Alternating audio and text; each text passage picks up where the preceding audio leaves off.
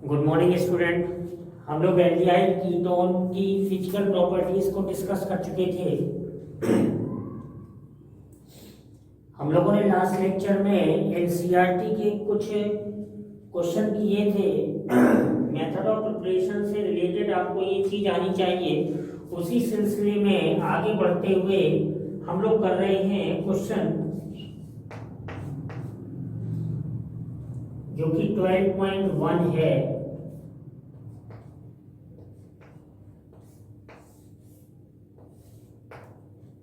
ये एग्जाम्पल है एनसीईआरटी का।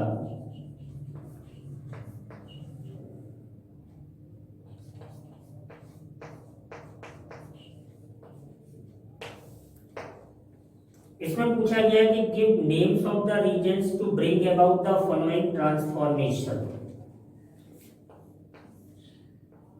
पहला गिवन था कि हेक्सेन 1 ऑल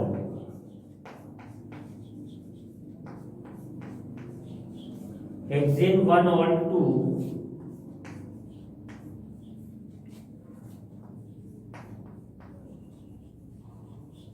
हेक्सेनल। जेंटलमैन ये आप चेक कर पा रहे हैं कि ये ट्रांसफॉर्मेशन है। Second is cyclohexanol, cyclohexanol to साइक्लोहेक्सानॉल।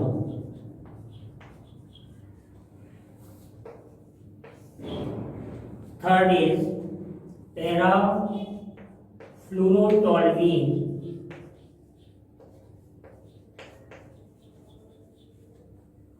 To parafluorobenzene बेंजील्डिहाइड।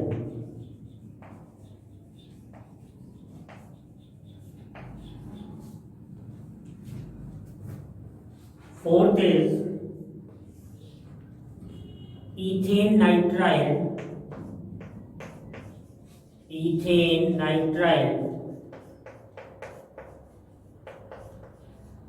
To ethanol.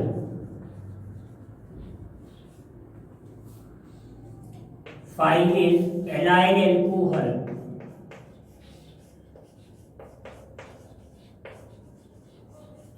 Alcohol to प्रोपिनल।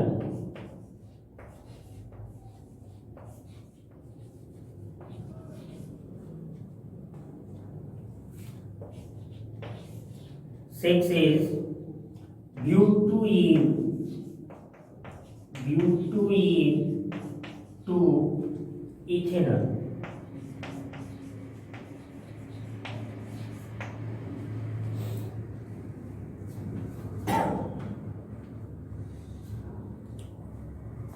ये एनसीईआरटी का 12.1 एग्जाम्पल है। तो ये जो ट्रांसफॉर्मेशन है, आपको हर एक ट्रांसफॉर्मेशन के लिए एक सुइटेबल रीजेंट, ऐसा नहीं है कि किसी भी इस तरह के जो क्वेश्चन दिए गए हैं इन ट्रांसफॉर्मेशन में, मतलब एक कंपाउंड से हम जो दूसरा कंपाउंड बना रहे हैं बोथ आर ऑर्गेनिक कंपाउंड, तो इनके लिए एक से भी ज्यादा कोई रीजेंट हम यूज कर सकते हैं, लेकिन आपको एक ही रीजेंट लिखना है। जैसे हेक्सेन 1 ऑल टू हेक्सेनल है। Hexane 1 ol is called primary alcohol and hexanal is called aldehyde। तो मैं रीजेंट यहां पे लिख रहा हूं जेंटलमैन।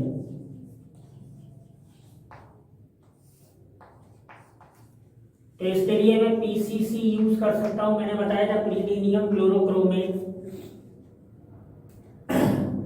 साइक्लोहेक्सेनॉल टू साइक्लोहेक्सेनोन, तो एनहाइड्रस CrO3 यूज कर सकते हैं। आपको सब बता चुका हूं मैं। पैराफ्लूरोटोल्यूइन, तो आपको स्ट्रक्चर भी क्लियर रहना चाहिए। ये मैं थर्ड के लिए बता रहा हूँ। Parafluorotoluene, this one is toluene and this one is fluoro. तो आपको बनाना है पैराफ्लूरोबेंजील्डिहाइड, दिस वन इज। तो एक रिएक्शन मैंने बताई थी आपको कि इटार्ड रिएक्शन, इटार्ड रिएक्शन के थ्रू आप इसे कर सकते हैं। इटार्ड रिएक्शन के through CrO2Cl2 and then hydrolysis. Ethane nitrile to ethanol, ये साइनाइड है, साइनाइड टू इथेनॉल आपको करना है ethane nitrile.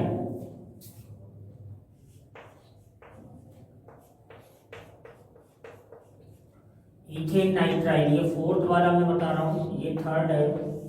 Ethane nitrile to ethanol CH3CHO। तो ये डाइबल H आप इसमें यूज कर सकते हैं, मैंने बताया था DIBAL H, di isobutyl aluminium hydride. Allyl alcohol to propenal, allyl alcohol to propenal. Fifth CH2 double bond CH2OH, ये एलाइल एल्कोहल है, और प्रोपिनल मतलब CH2 double bond CH CHO। तो एलाइल एल्कोहल से प्रोपिनल के लिए आप PCC यूज कर सकते हैं, PDC भी यूज कर सकते हैं, ऐसा नहीं है कि PDC यूज नहीं कर सकते, PDC भी यूज कर सकते हैं। ब्यूटेन टू इथेनॉल, इसमें ओजोनोलिसिस कराना पड़ेगा, तो ozone in the presence of carbon tetrachloride and then zinc water use करना पड़ेगा, रिडक्टिव ओजोनोलिसिस करानी पड़ेगी जेंटलमैन। तो ये रीजेंट मैंने आपके सामने लिखे हैं, ऐसा नहीं है कि PCC के अलावा कोई दूसरा रीजेंट हम यूज नहीं कर सकते, बिल्कुल कर सकते हैं, but you have to mention only one reagent in the given transformation. आप जो कन्वर्जन सीख रहे हैं जेंटलमैन, उसके लिए आपको एक रीजेंट लिखना है। तो आई थिंक ये सारे रीजेंट आपको याद होंगे, तो आपके लिए ये एग्जाम्पल मतलब क्वेश्चन नंबर 12.1 NCERT का बड़ा आसान हो जाएगा।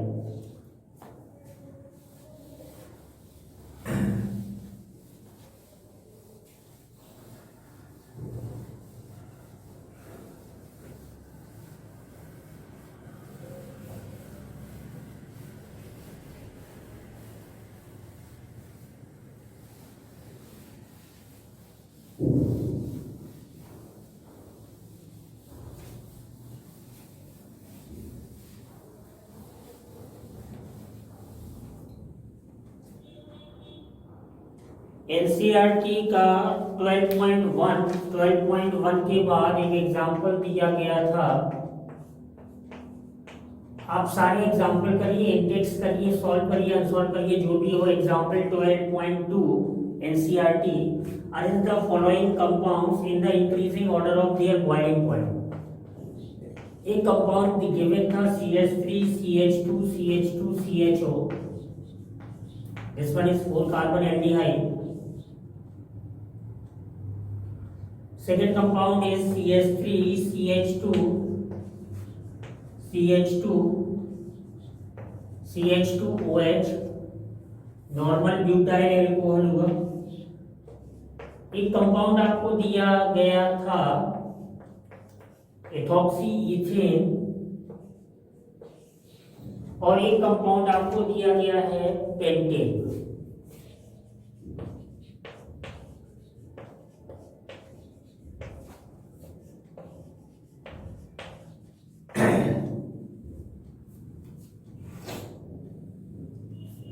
मैं आपको क्लियर कर दूं कि एनसीईआरटी में शायद थोड़ा सा मिसप्रिंट है। जो फॉर्मूला गिवन है एल्केन का, उसमें 4 कार्बन दिए गए हैं, लेकिन नॉर्मल पेंटेन है एक्चुअली में, तो थोड़ा सा ध्यान दें। एनसीईआरटी में भी कई जगह हल्की सी मिसप्रिंट हुआ है, एक्चुअली में वो प्रिंटिंग की मिस्टेक है, ऑथर की मिस्टेक नहीं कहेंगे हम। तो यहाँ पर आप देख रहे हैं कि ये डाइपोल डाइपोल इंटररिएक्शन है, मैंने बताया था आपको डिटेलिंग। डाइपोल डाइपोल इंटररिएक्शन से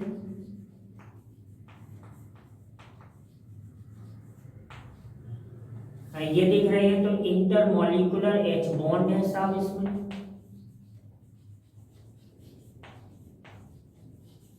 इंटरमॉलिक्यूलर H बॉन्ड है।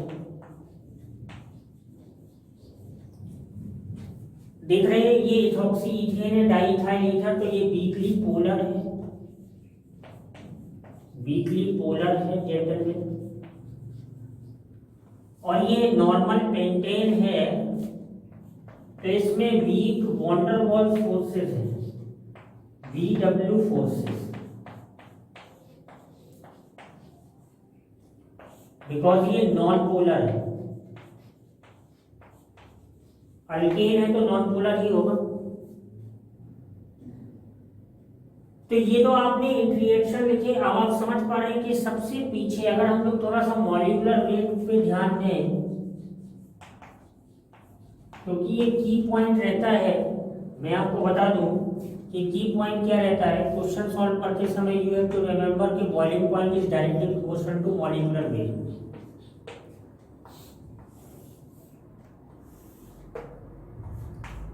तो सबसे पहले हमारे मन में ये संदेह नहीं रहना चाहिए कि मॉलिक्यूलर वेट का मामला क्या है। तो 1 2 3 4 कार्बन है जेंटलमैन, तो 48, 3 2 5 2 7, और एक हाइड्रोजन यहाँ पे है तो 8, तो 4 कार्बन हुए, तो 48 और प्लस 8 और प्लस 16, तो ये जाके होगा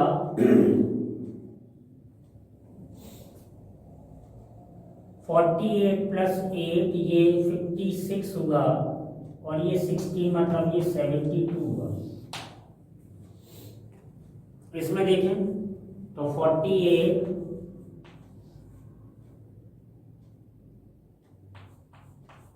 और प्लस 10 और प्लस 16, तो ये 76 हो रहा जाके, सॉरी 74 होगा। ईटी को देखें तो कितने, आई थिंक ये सिमिलर ही है, 4 कार्बन है, 10 हाइड्रोजन है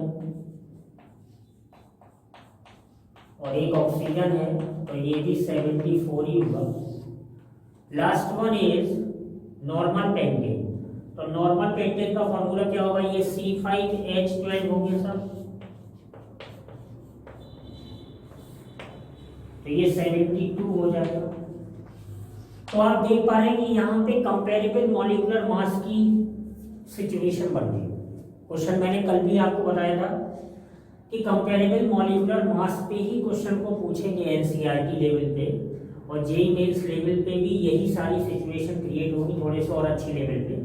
तो आपको ये थोड़ा ध्यान रखना है कि कंपेरेबल मॉलिक्यूलर मास में इसमें सब इंटर मॉलिक्यूलर एच बॉन्ड है, तो अगर आप increasing order of boiling point अगर आप लिखना चाहते हैं, तो सबसे पीछे कौन रहने वाला है, फोर्थ के बाद कौन आना है, 3 के बाद कौन आना है, 1, और 1 के बाद किसको आना है, 2 मतलब जो होगा ना एल्कोहल, इसका बॉइलिंग पॉइंट सबसे ज्यादा होगा और इसका बॉइलिंग पॉइंट सबसे कम होगा। मतलब जो फोर्थ वाला होगा उसका बॉइलिंग पॉइंट मिनिमम हो जाएगा, मिनिमम बॉइलिंग पॉइंट, और ये हो जाएगा मैक्सिमम बॉइलिंग पॉइंट। तो आपको पहले ये सारी चीजें, ये रिएक्शंस थे जेंटलमैन,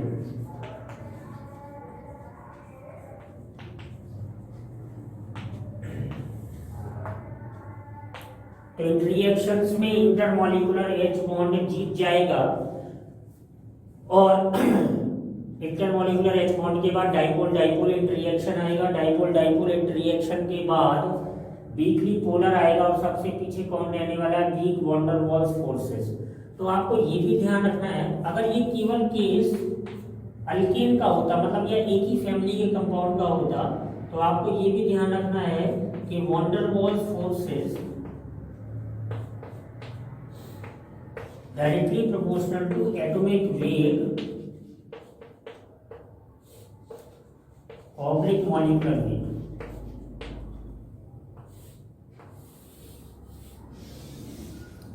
अगर ये एक ही फैमिली, मेरी बात आप समझिएगा, फॉर अ सिंगल क्लास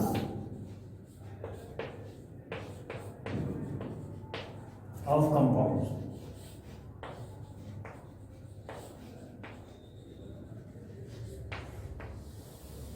अगर हम एक ही क्लास की कंपाउंड की बात करते जेंटलमैन, हम सभी अल्केन ही लेते, हम सभी अल्कोहल ही लेते, तो फिर मॉलिक्यूलर वेट के बढ़ने पे जो वॉटर वॉल्स फोर्सेस होते हैं, मतलब जो फोर्सेस होते हैं वो क्या करते हैं, इंक्रीज करते हैं। और जब वो इंक्रीज करेंगे तो बॉइलिंग पॉइंट भी क्या होगा, बढ़ेगा। इस बात को आपको ध्यान रखना है। तो कहाँ पे कौन सी चीज, कौन सा कॉन्सेप्ट आपको यूज करना है, ये थोड़ा सा आपको ध्यान देना पड़ेगा। बाकी कहीं कोई प्रॉब्लम नहीं है। आपके पास अगर कॉन्सेप्ट की स्ट्रेंथ है तो कहीं कोई प्रॉब्लम नहीं होने वाली है। एक क्वेश्चन मैं और देता हूं आपको, करेंगे साथ में। CH3 CH2C triple bond Cl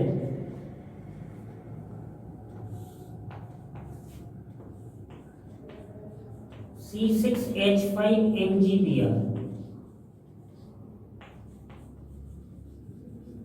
ये स्टेप जो है वो A बनाता है साहब, और इसकी जब हाइड्रोलाइसिस कराते हैं एसिड की प्रेजेंस में तो B बनाता है। तो आपको A और B बताना है कि क्या होगा।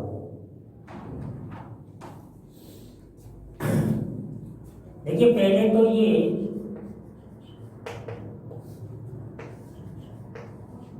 आपको अल्काइल साइनाइड दिया गया,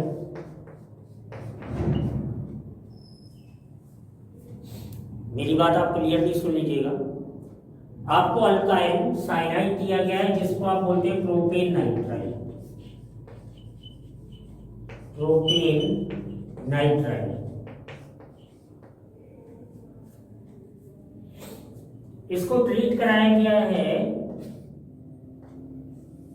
ग्रिग्नॉन रीजेंट से फिनाइल मैग्नीशियम ब्रोमाइड।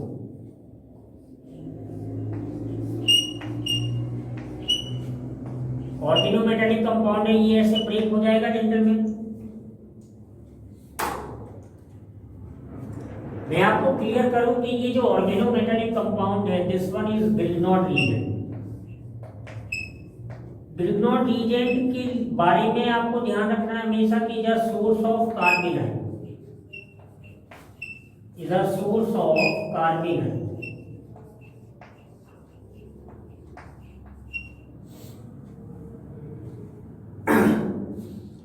मैं आपको क्लियर कर दूं कि जो ऑर्गेनोमेटालिक कंपाउंड होते हैं, ऑर्गेनोमेटालिक कंपाउंड होते हैं, जैसे मैं आपको बताऊं कि RNA हो, एक बहुत ही पॉपुलर है R2CuLi, एक RMGX हो गया,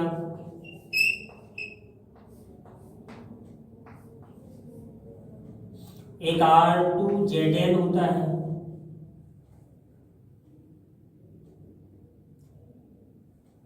तो ये जितने भी, ये बहुत ही इंपॉर्टेंट पोर्शन में आपको बता रहा हूं, ये सब सभी ऑर्गेनोमेटालिक कंपाउंड है। All are organometallic compound.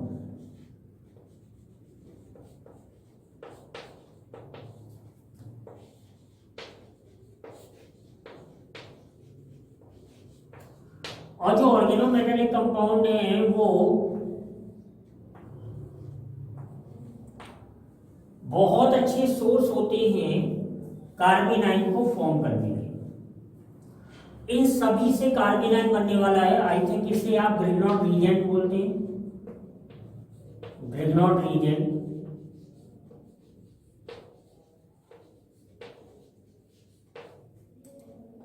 ये एक रीजेंट होता है जिसको आप फ्रैंकलैंड रीजेंट बोलते हैं, फ्रैंकलैंड रीजेंट। ये भी मैंने यूज किया एल्डिहाइड कीटोन वाले चैप्टर में जब बना रहे थे।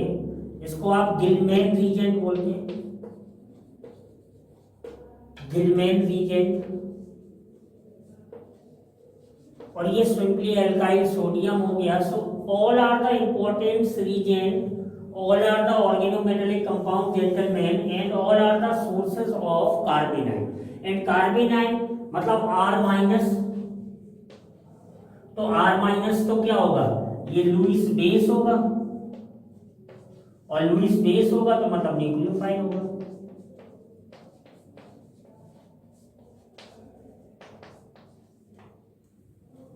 तो ये इस पे अटैक करेगा, इस कार्बन सेंटर पे ये अटैक करेगा। तो ये किस तरह से जुड़ने वाला है, CH3 CH2 C C6H5 बताया था मैंने, और ये NMGBr हो जाएगा जेंटल में।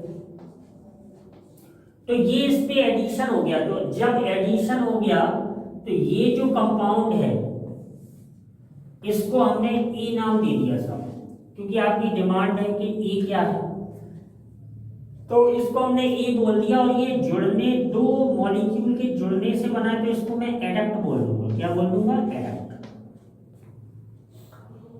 फर्दर इसकी मैं हाइड्रोलाइसिस करा रहा हूं, देखता हूं जरा बी क्या बनता है।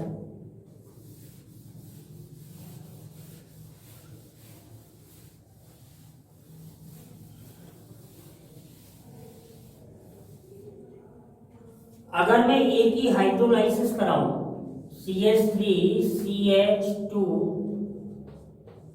C6H5 डबल बॉन्ड NMGBr, ये तो साहब ए बन गया। और अब अगर इसकी हाइड्रोलाइसिस करा H2O in the presence of H+, इसको बोलते हैं एसिडिक हाइड्रोलाइसिस। क्या बोलते हैं? एसिड हाइड्रोलाइसिस या एसिडिक हाइड्रोलाइसिस।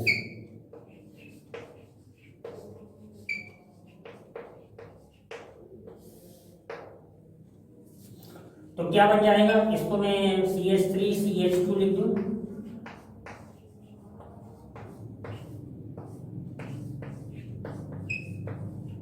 अब ये बॉन्ड ब्रेक हो जाएगा क्योंकि AH OH, तो ये बॉन्ड ब्रेक हो जाएगा, समझ पा रहे हैं?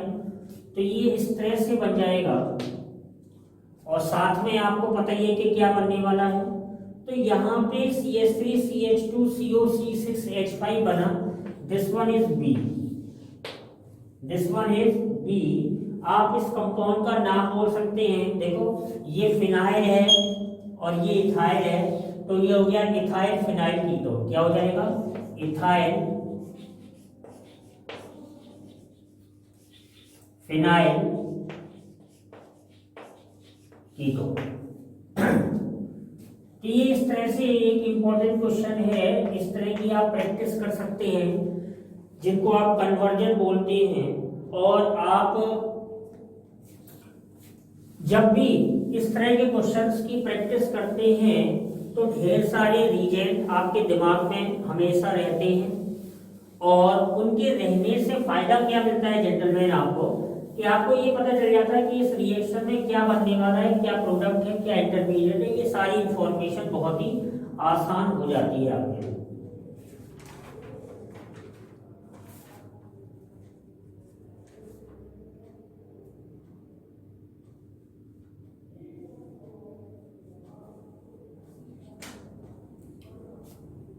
तो हम लोगों ने क्वेश्चन किया। इसी सिलसिले में आपको दो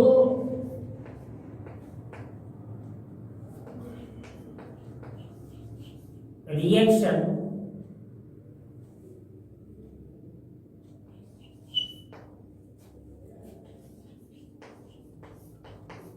फ्रीडल क्राफ्ट रिएक्शन के बारे में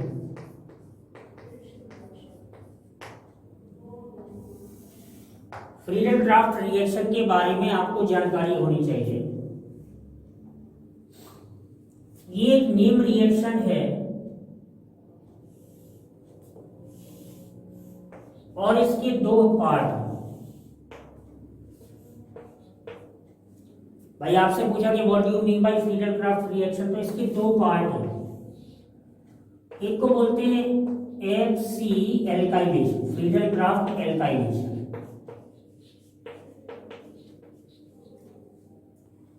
और जो दूसरी रिएक्शन है उसको बोलते हैं फ्रीडल क्राफ्ट एसाइलेशन।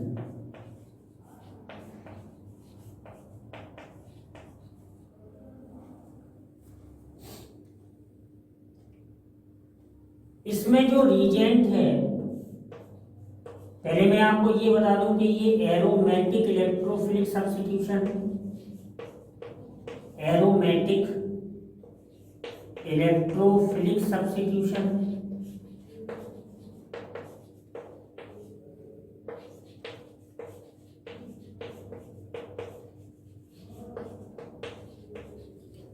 ये भी एरोमेटिक इलेक्ट्रोफिलिक सब्स्टिट्यूशन।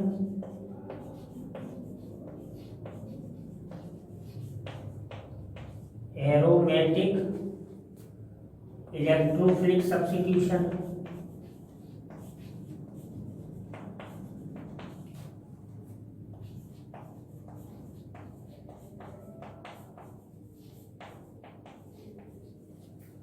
जिसको आप शॉर्ट में ER, कई बार वो पढ़ते हैं लिखा रहता है ARSE बोलते हैं, एरोमेटिक इलेक्ट्रोफिलिक सब्स्टिट्यूशन। इसका रीजेंट क्या होता है साहब?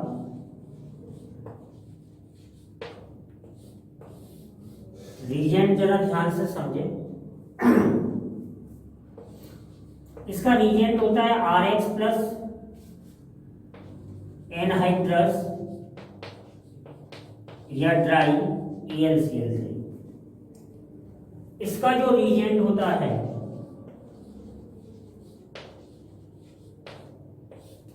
वो एसिड हेलाइड होता है, साथ में RCOX plus anhydrous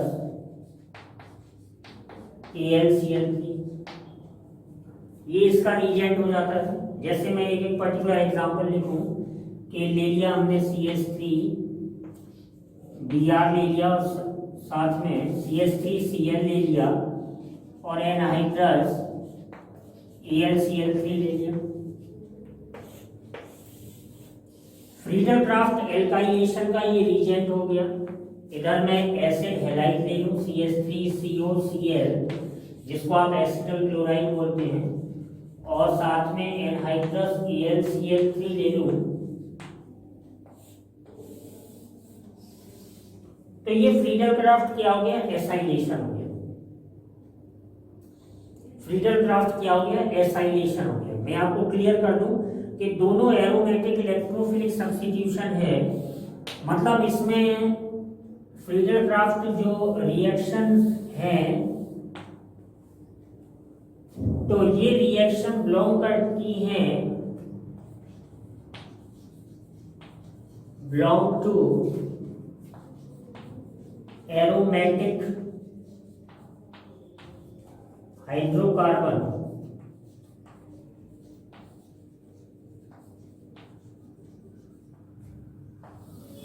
aromatic hydrocarbon और डेरिवेटिव।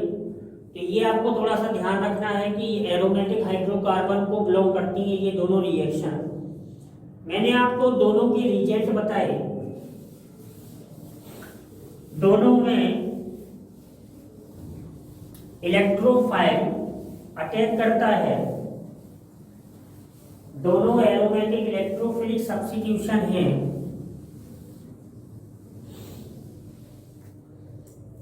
बेंजीन एक एरोमेटिक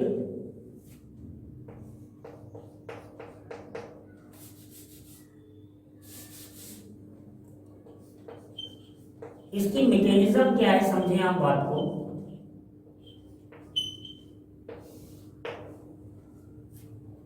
कि बेंजीन एक एरोमेटिक हाइड्रोकार्बन है।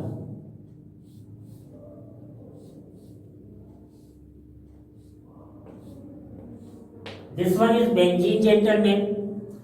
बेंजीन एक एरोमेटिक हाइड्रोकार्बन है और जब इसमें आपको पता है कि ये रेजोनेंस स्टेबलाइज होता है, और जब ये रेजोनेंस स्टेबलाइज होता है तो इसका RS कुछ इस तरह से बन के आता है।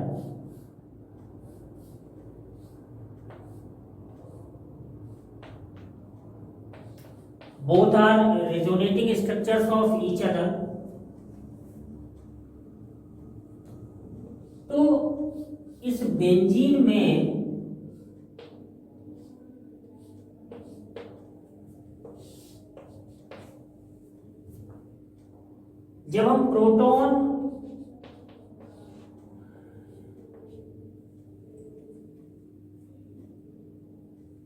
का रिमूवल करते हैं तो इस तरह का एक एरिनियम कॉम्प्लेक्स बनता है जनरली, एरिनियम कॉम्प्लेक्स, जो कि रेजोनेंस से स्टेबलाइज है, stabilize by resonance, stabilize by resonance.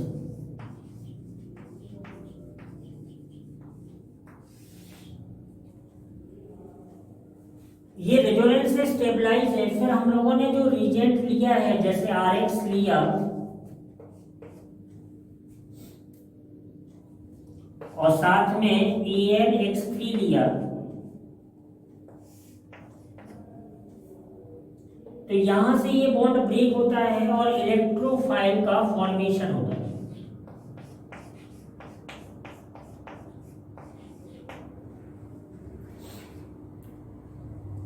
यहां पर ये लुईस एसिड है जेंटलमैन, क्योंकि ये जो एल्यूमिनियम है वो इलेक्ट्रॉन डेफिशिएंट है, तो ये X को ले जाता है ड्यू टू डिफिशियंसी। तो यहां पर आप चेक करेंगे कि ये जो है sp3 हो गया टेट्राहेड्रल, और यहाँ पर ये sp2 था। सारी बातों को ध्यान में आप समझें, ये प्लेनर था और ये अब टेट्राहेड्रल हो गया।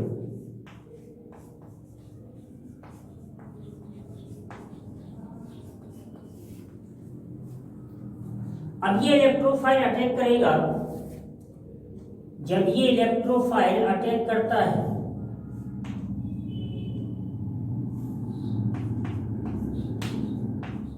ये इलेक्ट्रोफाइल अटैक करता है तो इस तरह का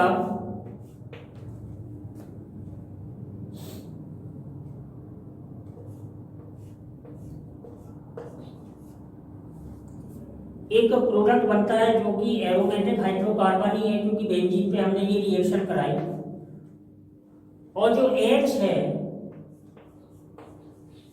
वो निकलता है H plus further AlX4 minus पे जाके जुड़ता है तो HX बनाता है, और जो आपका कैटलिस्ट था AlX3 वो रिटेन हो जाता है। ये इसकी मैकेनिज्म है जेंटलमैन, कि किस तरह से एरोमेटिक इलेक्ट्रोफिलिक सब्स्टिट्यूशन में संभावनाएं बनती हैं प्रोडक्ट की, किस तरह से होता है एरोमेटिक इलेक्ट्रोफिलिक सब्स्टिट्यूशन, ये आपको क्लियर रखना चाहिए। इलेक्ट्रोफाइल का बनना और उसका अटैक ये सबसे महत्वपूर्ण होता है। आपको एक एक बात का आंसर आना चाहिए कि हम एनहाइड्रस AlCl3 लेते हैं, क्यों लेते हैं, क्योंकि वो अगर एनहाइड्रस नहीं रहेगा, वाटर रहेगा, तो वो वाटर के पास ऑक्सीजन के पास जो लोन पेयर होते हैं वो उसी से जुड़ जाएगा और एक जो है लुईस एसिड बेस पेयर बना लेगा, तो यहाँ पर ये हेलोजन नहीं निकल पाएगा। एग्जाम्पल हम लोग कर लेते हैं कि अगर आपने बेंजीन लिया है और मिथाइल क्लोराइड की रिएक्शन करा रहे हैं जेंटलमैन, एनहाइड्रस AlCl3 की प्रेजेंस में, तो C6H5 क्या बनने वाला है CH3 और साथ में HCl बन जाएगा। This one is called toluene, this one is called toluene. दूसरी रिएक्शन है कि C6H6 है और एसिटल क्लोराइड की रिएक्शन करा रहे हैं। एनहाइड्रस AlCl3 की प्रेजेंस में, तो C6H5 COCH3 बना। This one is aromatic ketone जिसको आप एसिटोफिनॉन बोलते हैं, एसिटोफिनॉन, साथ में HCl तो बनेगा ही। एक रिएक्शन और है कि अगर आप C6H6 पर बेंजोइल क्लोराइड की रिएक्शन कराएं तो ये एसाइलेशन है, दिस वन इज एसाइलेशन, और ये बेंजोइलेशन है।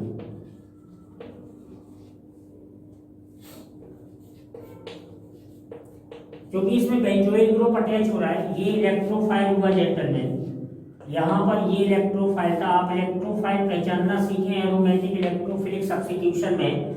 जिनको मैंने प्लस के फॉर्म में तोड़ा है वो सभी इलेक्ट्रोफाइल हैं। एनहाइड्रस AlCl3 की प्रेजेंस में जब आप रिएक्शन कराएंगे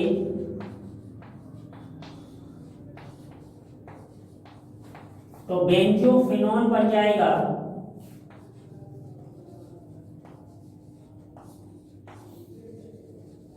तो मैं आपको क्वेश्चन बता रहा था कि फ्रीडल ड्राफ्ट एल्काइलेशन या फ्रीडल ड्राफ्ट एसाइलेशन बहुत ही इंपॉर्टेंट है। फ्रीडल ड्राफ्ट एल्काइलेशन से आप एरोमेटिक हाइड्रोकार्बन बनाते हैं, फ्रीडल ड्राफ्ट एसाइलेशन से आप कीटोन बनाते हैं, फ्रीडल ड्राफ्ट बेंजोइलेशन से आप कीटोन बनाते हैं।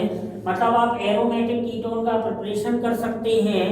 वो कीटोन सिमेट्रिकल या अनसिमेट्रिकल हो सकते हैं। एनहाइड्रस AlCl3 एक लुईस एसिड है और ये हैलोजन को एक्सेप्ट करके ये कैटलिस्ट की तरह काम करता है। तो इस रिएक्शन में एनहाइड्रस AlCl3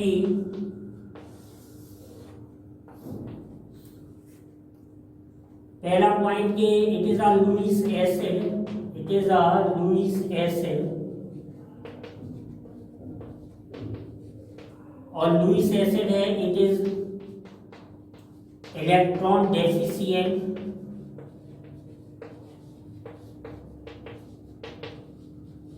इलेक्ट्रॉन डेफिशिएंट है, इट इज अ कैटलिस्ट, ये कैटलिस्ट है, इट इज अ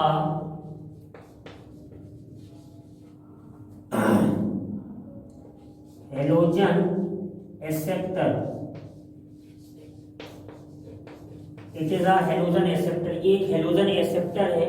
तो ये आपको थोड़ा सा ध्यान रखना पड़ेगा कि किस तरह से हम, भाई इतना केवल पूछा फ्रीडल ड्राफ्ट, तो फ्रीडल ड्राफ्ट आपको पता रहना चाहिए। मतलब सब कुछ आपने जितनी भी नेम रिएक्शन अभी तक इस चैप्टर में सीखी हैं वो सब आपको पता रहनी चाहिए। कोई भी क्वेश्चन, कोई भी रीजेंट जो अभी तक सीखा है, कोई भी रीजेंट, कोई भी क्वेश्चन आपको पता रहना चाहिए, तो जिससे आप आसानी से अपने क्वेश्चंस के आंसर दे सकते हैं। जैसे मैं एक क्वेश्चन आपसे पूछूं तो आपको करना है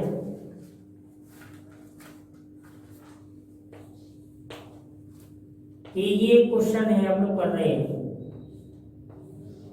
ये बेंजीन है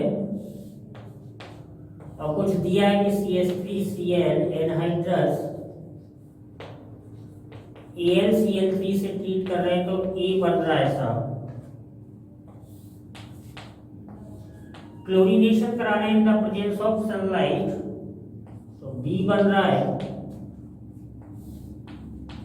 B को वाटर से ट्रीट करा रहे हैं 373 केल्विन पे, तो C बन रहा है। ये आपको ध्यान देना है कि A, B और C क्या हो सकता है। देखिए भाई, आंसर देते हैं किसके आधार पे, इंफॉर्मेशन के आधार पे। इंफॉर्मेशन हमें कहां से होती है कि जब हमें ये पता होता है कि कौन से रीजेंट्स हम यूज कर रहे हैं। ये एरोमेटिक हाइड्रोकार्बन है, अभी मैंने सिखाया, ये फ्रीडल ड्राफ्ट हो जाएगा। तो ए का आंसर साफ क्या हो जाएगा, मिथाइल बेंजीन हो जाएगा, जिसको आप टॉल्वीन बोलते हैं। ये फ्रीडल ड्राफ्ट क्या हुआ, एल्काइलेशन। अब आप देखें, ये टॉल्वीन आपने लिया और ये सनलाइट की प्रेजेंस में करा रही हैं, तो हमेशा इस बात का ध्यान देना है कि रीजेंट के आधार पे ही आपको प्रोडक्ट बनाना है केंद्र में। अब सपोज दैट आपने क्लोरीन लिया, लेकिन लिया तो सनलाइट है ना, तो साइड चेन में यहाँ रिंग में सब्स्टिट्यूशन नहीं होगा। रिंग में सब्स्टिट्यूशन तब होता जब यहाँ FeCl3 लेते हम या आयरन लेते। साइड चेन में सब्स्टिट्यूशन होगा, और साइड चेन में सब्स्टिट्यूशन होगा तो मैक्सिमम H निकल सकते हैं। तो यहां पर CH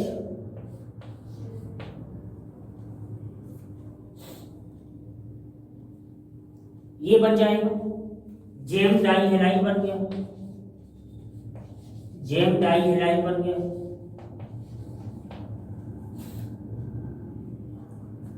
और फिर उसके बाद जेम डाई हैलाइड जैसी बना, तो फिर आपने इसकी हाइड्रोलाइसिस कराई, तो हाइड्रोलाइसिस मतलब HOH, तो ये टूटा, ये ब्रेक हुआ, तो यहां से ये दोनों Cl निकले, और जब यहां से ये दोनों Cl निकले तो जेम डाइऑल बना जेंडर में, है ना। तो ये जेम डाइऑल बन गया, सब बता चुका हूं मैं। और साथ में हीटिंग भी है। देखो अगर हीटिंग नहीं होगी, अगर इसको मैं छुपा लूंगा तो यहीं पर आपको रिएक्शन को रोकना पड़ेगा। ओके, तो अगर हीटिंग है तो फिर मुझे वाटर निकालना पड़ेगा, तो H2O निकल जाएगा, तो क्या बन जाएगा, बेंजीन डाइऑल बन जाएगा। तो I think this one is, तो C हो गया, बेंजीन डाइऑल, B हो गया और E हो गया।